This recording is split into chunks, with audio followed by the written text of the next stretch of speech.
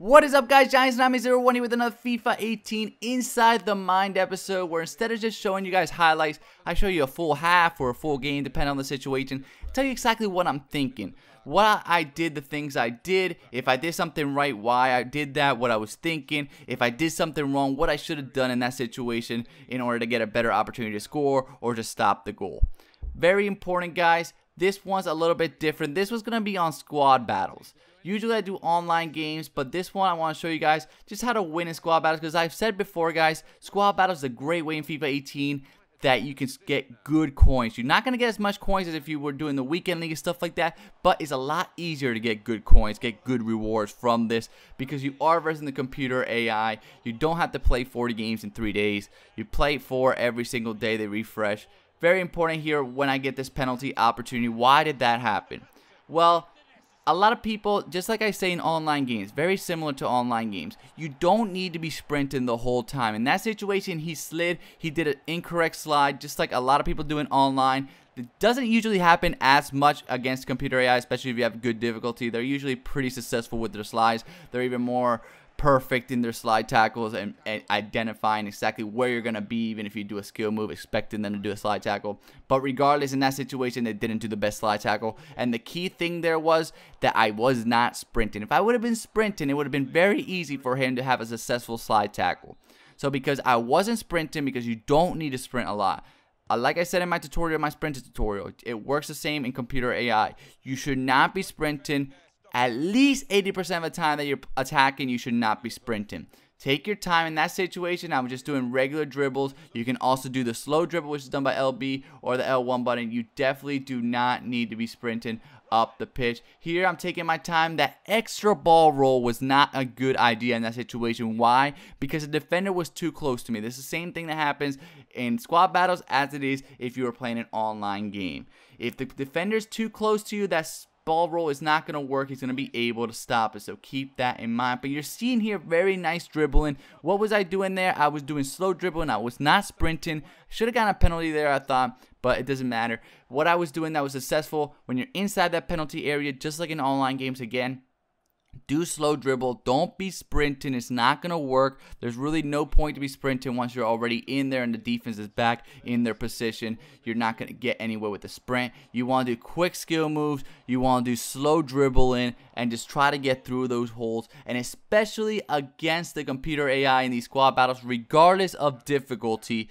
you want to make sure to do some stop and turns, to switch directions. It really confuses them. I already have a tutorial on the top 5 skill moves to do in squad battles and the best skill move to do in squad battles to help you win. As you're seeing here, if you do the stop and turn to come to complete stop, regardless of the difficulty, because that's what I'm going to talk about a little bit later, but regardless of the difficulty, they're not going to be able to stop in time and switch direction in time. A lot of times they're overplaying you, and when you do that stop and turn to come to complete stop, they're completely out of the play and leave it wide open for you. So keep that in mind. You're going to be able to beat those players by doing stop and turn, by doing the precision dribble. Those 2 skill moves work really well here in these squad battle games. But here I saw something right there, a quick attack opportunity. Now, when you're versing really high difficulty squad battle games, these type of opportunities won't come too often. I'm not gonna lie, you might have 1 or 2 in the game,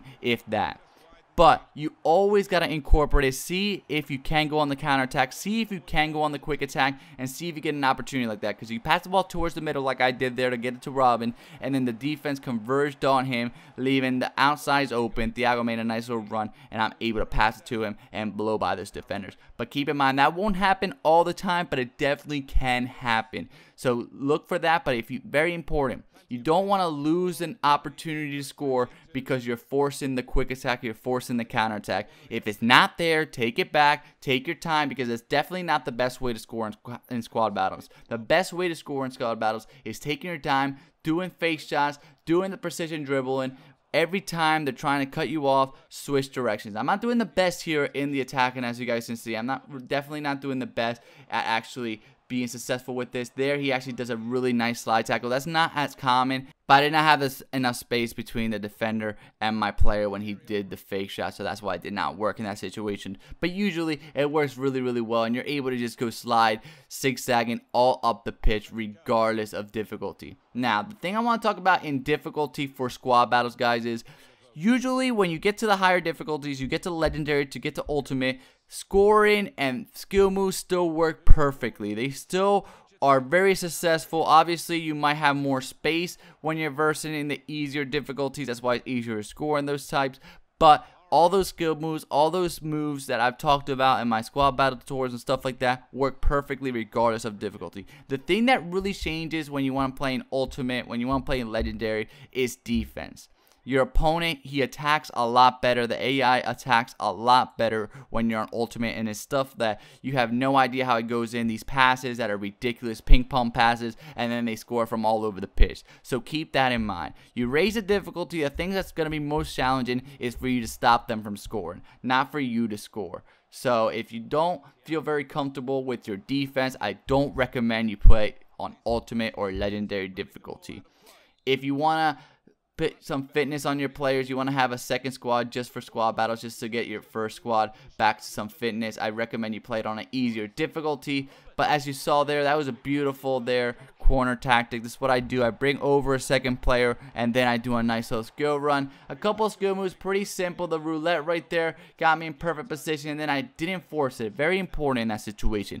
I knew Royce was able to get past those defenders, but I knew there was no way I was going to score. It's very unlikely from that angle for me to score. So I didn't even really know if there was somebody open in the middle, but I decided I was going to pass the ball. Sometimes you don't even know if someone's open in the middle, but you might just want to pass it there because you know, try to shoot the ball, you're not going to score anyway, so you might as well try to force it into the middle. And luckily for me, Robin was right there wide open, and I'm able to score. Again, I took the shot towards the direction where the goalkeeper was coming from, where the pass was coming from. Pass was coming from the right side of the pitch, so I take the shot towards the right side of the goal. Why? Because the goalkeeper has to switch directions, and then he would have to switch directions again to stop the shot. And in that situation, it's a lot more difficult, no matter if you're playing online, if you're playing squad battles, for him to stop that. Once you get a 3-goal lead, you're pretty comfortable position, as I am here, and I'm able to win the game. But the key thing here in squad battle, guys, make sure to do skill moves that are successful and slow build-up play.